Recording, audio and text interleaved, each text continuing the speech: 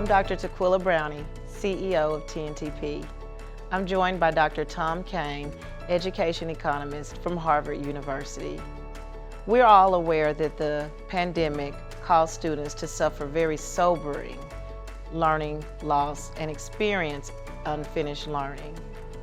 We like to understand what the data are telling us and what we should be doing about it to help kids make up for that unfinished learning. Parents and policymakers have been told about achievement losses nationally and about achievement losses in their state. What they haven't seen until now is how their local school district's achievement was affected and how that compares to other districts around the country. What we're seeing is it was almost as if like a band of tornadoes came through. This is the largest increase in educational inequity in my lifetime, what has occurred over the last 3 years. So tell us, what do the data show about learning outcomes for students within K-12 education? It's a crisis. One thing that people don't appreciate is there was a lot of improvement in many states between 1990 and 2019. During the pandemic, we gave up about 40% of that 30 years worth of improvement. In some states, their scores are now below what their scores were in 1990. So that sounds very sobering when you look at the fact that we already had some achievement gaps, that we were making some progress, but we've lost 40% in some places of those gains? In some places, they've lost more than 40%. They're actually below where they were in 1990. We see that kids' achievements have suffered, and there are long-term, I appreciate what you said, that there are long-term consequences about that beyond test scores, but this is also about children's lives. Can you say a little bit more about what it's going to take from an effort standpoint to get to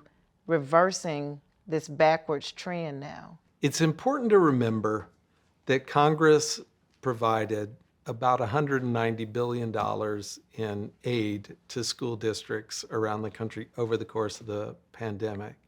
And now much of that money remains in school districts to pay for the catch-up. I would urge parents and school boards to be asking, how much of this money are we using to expand students' instructional time? That was the thing that they missed during 2021, and students are not going to catch up unless we replace some of that missed instructional time, whether that's with tutoring or after school or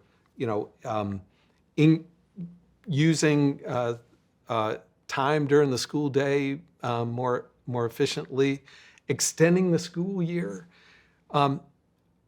Districts ought to be setting aside a large chunk of that federal aid for expanding instructional time for students over the next couple of years. That will help with the catch-up.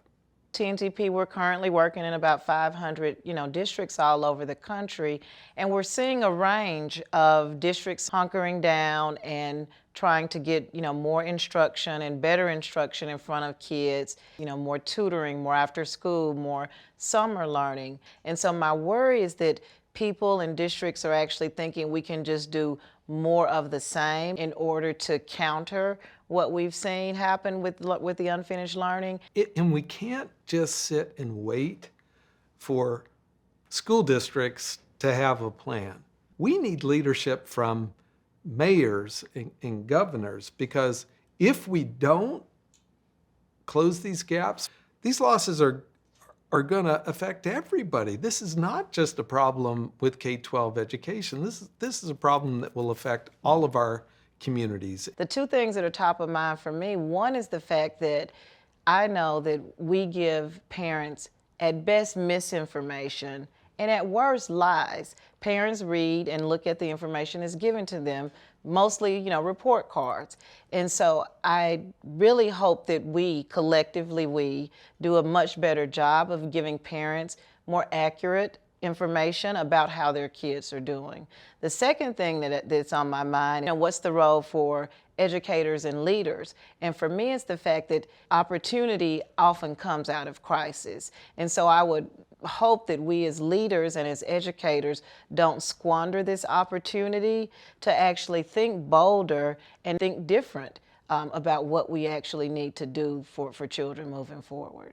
The challenge is right now, most parents seem to think that their kid is fine. So like 90% of parents believe that their kid is at or above grade level. And it's hard to blame them because of seeing the data that they've got. Like they see that, that their students happy to be back in class. Maybe they're even getting decent grades. But what parents don't know, and that we need to make sure that they are aware, is that the kids are not covering grade level content this year. They're still sort of making up for lost ground. Tom, so this unfinished learning that kids have experienced, can you quantify what that actually means for kids in the long term? So it's not just test scores. It is things like lower earnings, lower educational attainment, fewer college grads, more high school dropouts, more teen motherhoods, higher incarceration rates, higher arrest rates.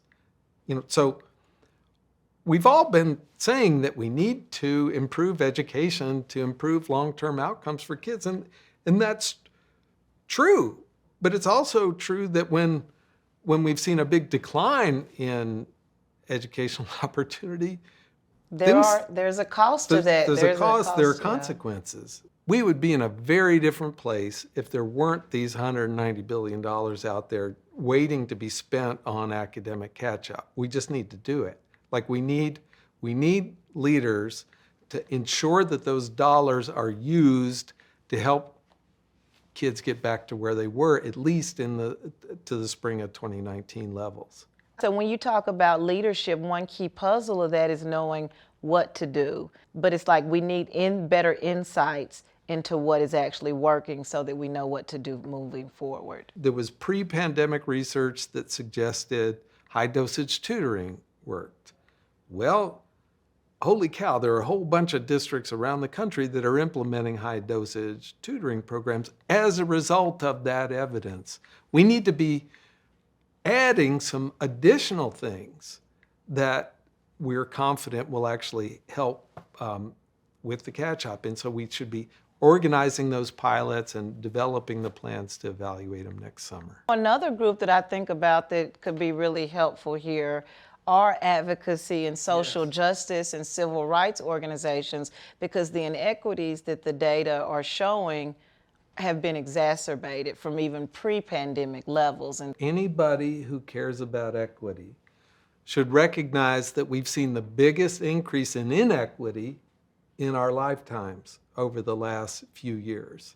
And if now is not a call to action, I don't know when it will be. Unless we act over the next couple of years, these losses could become permanent and could have long-term consequences for social mobility in the U.S.